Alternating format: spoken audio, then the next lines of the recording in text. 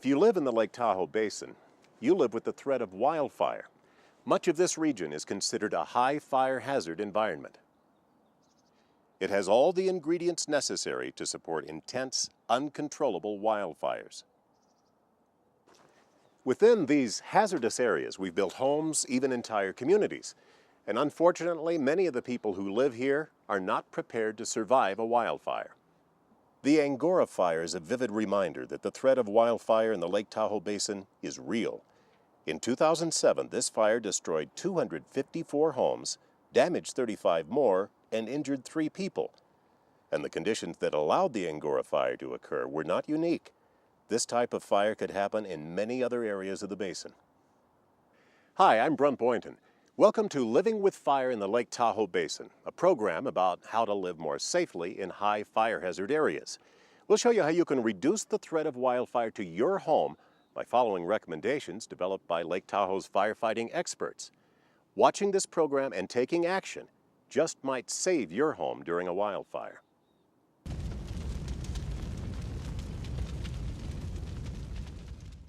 We shouldn't be surprised when vegetation in the Lake Tahoe Basin burns.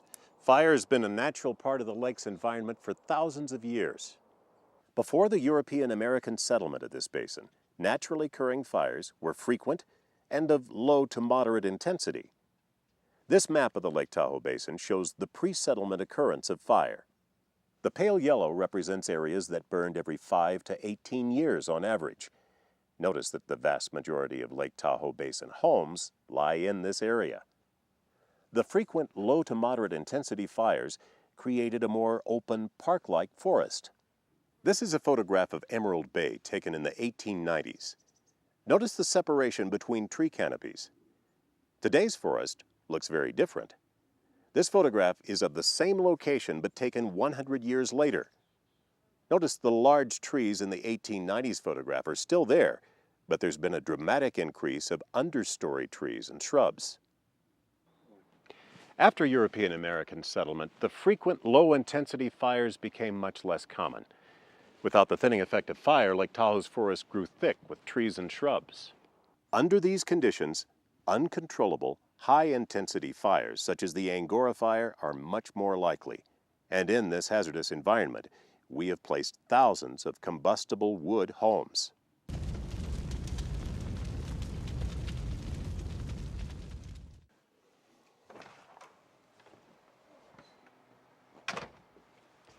Ever wonder why some houses survive a wildfire while others are destroyed? Investigators have found that house survival during wildfire is not random, miraculous, or dumb luck. Rather, it's how the house is built and maintained, and the characteristics of the adjacent vegetation that usually determine which homes burn and which survive when a wildfire occurs. Homeowners have a critical role to play in reducing the wildfire threat, and it's the actions they take before the fire occurs that can make the difference. This house is an excellent example of a homeowner taking action to protect his home before a wildfire occurs.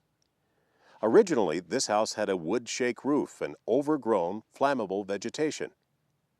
Sometime before the fire, this homeowner changed the roof to a fire-resistant type and reduced the dangerous brush. He added a deck, but enclosed the underside to reduce the fire risk. The actions this homeowner took before the fire improved the odds that this house would survive.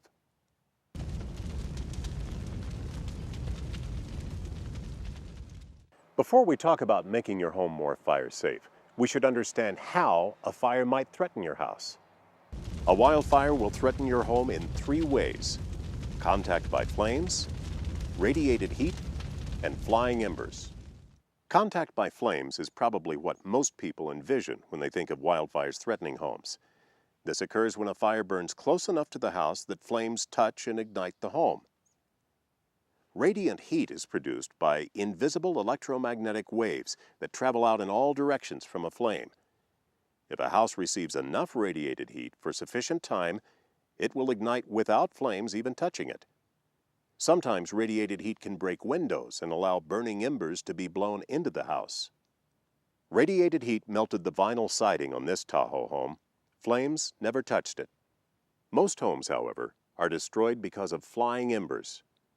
During a wildfire, pieces of burning materials such as branches, pine cones, and wood shakes from a burning roof can be lofted high into the air and carried hundreds of feet to more than a mile from the actual fire.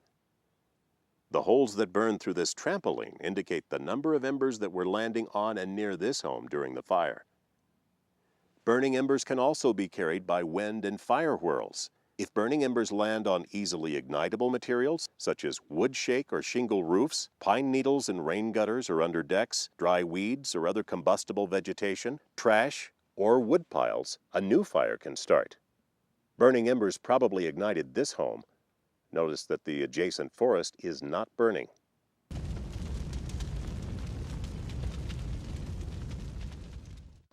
The Living with Fire in the Lake Tahoe Basin recommendations are presented according to 3 zones: the built zone, the defensible space zone, and the access zone.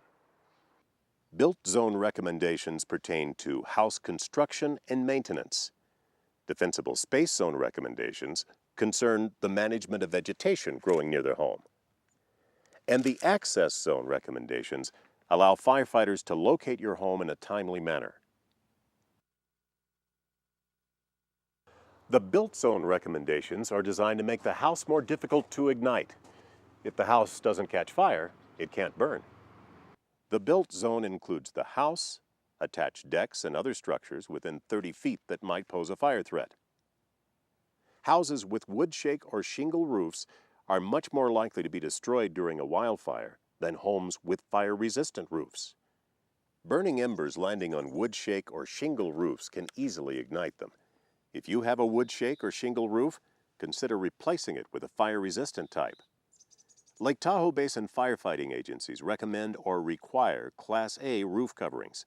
These have the highest level of fire resistance and are made of materials such as composition shingles, metal, cement-based shingles, and tile.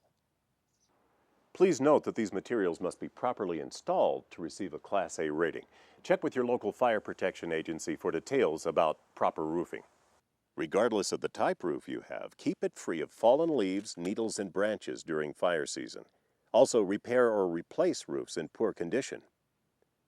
Rain gutters don't just collect water. They also collect pine needles and trap flying embers. In this smoky picture, embers have landed on the roof, rolled into the rain gutter full of needles, and started a fire. Always keep your rain gutters free of leaves, pine needles, and debris. Check and clean them several times during fire season. Vents, including foundation vents, eave vents, and attic vents, are potential entry points for flying embers. Embers were able to get into the attic through an unscreened vent of this house. Despite having a fire-resistant roof, this house was destroyed. All vent openings need to be covered with 1/4 inch or smaller non-corrosive wire mesh. Vents that can be closed are also a good feature. Do not use fiberglass or plastic mesh because they can melt or burn.